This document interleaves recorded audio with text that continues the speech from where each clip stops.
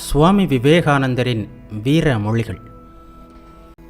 உயர்ந்த பண்பு, ஒழுக்கம், ஆன்மீகம் ஆகிய எல்லா சிறந்த பெருமைகளுக்கும் பிறப்பளித்தவள் நமது இந்திய தாய். முனிவர்கள் பலர் வாழ்ந்த நாடு இந்த நாடு. கடவுளுக்கு சமமான மகான்கள் இன்னமும் இந்த நாட்டிலேதான் வாழ்ந்து வருகிறார்கள். இத்தகைய இந்தியாவா அழிந்து போய்விடும்? அது ஒருபோதும் நடக்காது. எனது அருமை சகோதரா, ஒரு பழைய கைவிளக்கை எடுத்துக்கொண்டு இந்த பரந்த உலகிலுள்ள நாடு, நகரங்கள், பட்டி தொட்டிகள், காடு, கழனிகள் எல்லாவற்றின் ஊடேயும் உன்னை நான் பின்தொடர்கிறேன். உன்னால் முடியுமானால் இந்தியாவில் வாழ்ந்தது போன்ற இப்படிப்பட்ட தலை சிறந்த மகான்களை வேறு எந்த நாட்டிலாவது தேடி காட்டு பார்க்கலாம். துறவும் தொண்டுமே இந்தியாவின் லட்சியங்கள். இந்த பாதையிலேயே மேலும் மேலும் இந்தியாவை ஈடுபடுத்துங்கள். மற்றவை தாமாக வந்து சேரும். நமது நாட்டின் வாழ்க்கை மதத்தில்தான் அமைந்திருக்கிறது. அதன் மொழியும் மதம்தான். மதமே அதனுடைய கருத்துக்கள்.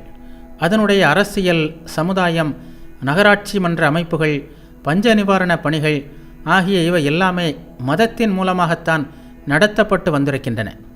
இனிமேலும் அப்படியே நடத்தப்பட வேண்டும். ஒவ்வொரு நாட்டிலும் மேற்கொள்ளப்படும் வழிமுறைகள் ஒரே மாதிரியாகத்தான் இருக்கின்றன. வலிமை படைத்த ஒரு சிலர் கட்டளை இடுகிறார்கள். அவற்றையெல்லாம் எஞ்சியுள்ள மக்கள் அனைவரும் செம்மறி ஆடுகளைப் போல முடிந்த முடிவுகளாக ஏற்று பின்பற்றி நடப்பார்கள். அவ்வளவுதான் விஷயம். ஒரு நல்ல லட்சியத்துடன் முறையான வழியை கைக்கொண்டு தைரியத்துடன் வீரனாக விளங்கு. நீ மனிதனாக பிறந்திருக்கிறாய்.